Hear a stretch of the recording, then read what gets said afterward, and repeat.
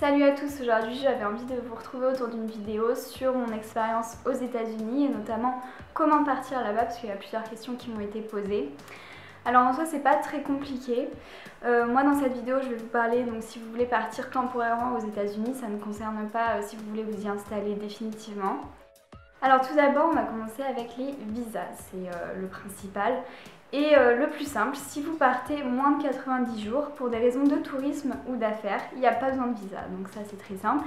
Par contre, affaires en fait, ça s'entend pas comme un emploi, c'est plutôt pour par exemple du démarchage de clients ou ce genre de choses. Mais dès que vous voulez même un emploi saisonnier, il faut partir sur un visa de travail, donc je vais vous en parler tout à l'heure. Alors ensuite, il y a le premier visa, c'est le visa visiteur. C'est si vous voulez partir entre 90 jours et 6 mois maximum pour des raisons de tourisme ou d'affaires, vous avez besoin de ce visa. Donc dès que vous avez besoin d'un visa, il faut s'adresser à l'ambassade des États-Unis qui se trouve à Paris. Ensuite, il y a le visa étudiant qui permet en fait, si vous êtes accepté dans une université américaine, de partir là-bas 1 an, 2 ans.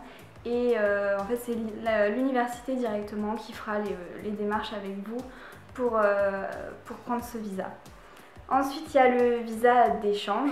C'est par exemple si vous êtes au pair, si vous voulez faire un stage aux États-Unis, ce genre de choses, c'est le visa d'échange. Et enfin donc il y a les différentes catégories de visa travail. Il y a donc des trucs particuliers pour par exemple si vous êtes journaliste, pour les médias, si vous êtes membre de l'équipage, mais en règle générale donc il y a un visa pour les travailleurs temporaires en fait. Donc c'est, vous voulez un travail même pour 1 an ou pour juste une saison, c'est le visa de travail temporaire. Alors moi par exemple donc j'ai eu la chance de pouvoir travailler aux États-Unis quand j'étais partie 2 mois là-bas. Mais en fait c'est un cas un peu particulier parce que je n'avais pas de visa, j'étais partie moins de 90 jours. Mais en fait connaissant les personnes en fait sur place, j'avais pu travailler sans visa. Donc c'est pas le bon exemple à suivre. Ensuite donc si vous n'avez pas besoin de visa, c'est-à-dire si vous partez moins de 90 jours, vous aurez besoin de remplir le formulaire ESTA. Ça c'est super important parce que sans ça vous serez bloqué à l'aéroport, vous ne pourrez pas partir, donc il faut le remplir avant votre départ. Et donc en gros on va vous demander si vous êtes terroriste, si vous êtes criminel, ce genre de choses, donc bien sûr vous répondez non. Et ensuite ouais, c'est à peu près 40 € d'après mes souvenirs, c'est payant, donc vous aurez besoin de votre passeport et de votre carte bancaire pour pouvoir le remplir. Et ah oui, et dans l'avion aussi, on va vous demander un nouveau formulaire. Alors là, on va vous demander notamment les raisons de votre voyage, mais aussi si vous transportez quelque chose dans votre valise, que ce soit de la nourriture, des boissons, et ce genre de choses. Alors là, ce que je vous conseille, notamment si vous êtes mineur, c'est de vous renseigner sur la législation de l'État où vous vous rendez. Parce que moi par exemple quand j'étais partie, donc je voulais aller, j'étais dans l'Utah et ils ont une législation assez sévère sur l'alcool, les mineurs, etc. Et donc moi j'avais ramené en fait dans ma valise une bouteille de vin pour remercier donc ma famille d'accueil.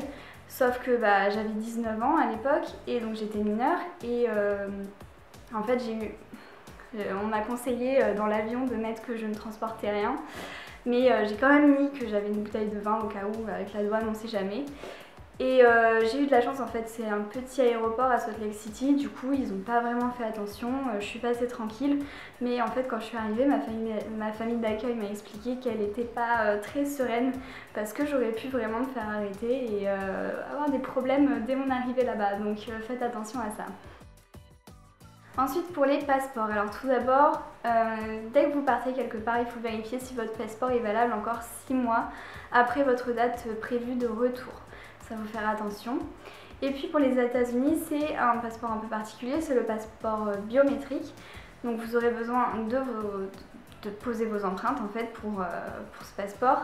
Il se fait en mairie, il est valable 5 ans si vous êtes mineur et 10 ans si vous êtes majeur. Il existe un permis international. Alors aux États-Unis, il n'est pas obligatoire dans la plupart des États, donc sauf en Géorgie. Mais c'est vrai que j'ai lu que parfois si vous comptez louer une voiture là-bas, en fait les loueurs de voitures vous demandent le permis international, même si c'est pas normalement dans la loi. Donc vaut peut-être mieux le passer. La demande se fait en mairie et c'est gratuit, voilà, vaut mieux l'avoir, au moins on est sûr. Ce qui m'a été aussi beaucoup demandé, c'est l'âge pour partir là-bas, parce que quand on est mineur, est-ce qu'on peut partir aux États-Unis? Alors oui, bien sûr, c'est possible. Moi, là-bas, quand j'étais partie, j'avais donc 19 ans, donc j'étais mineure aux États-Unis. Le petit bémol, c'est peut-être que la procédure est un petit peu plus compliquée, notamment pour avoir un passeport. Ici, si vous êtes mineur, donc il faudrait être accompagné de vos parents si vous avez moins de 18 ans. Ce genre de choses, mais franchement moi j'ai eu aucun problème à la douane ou n'importe, voilà, j'avais donc moins de 21 ans, mais aucun problème, il vous suffit d'avoir le passeport et le document ESTA et voilà, c'est bon, vous pouvez partir.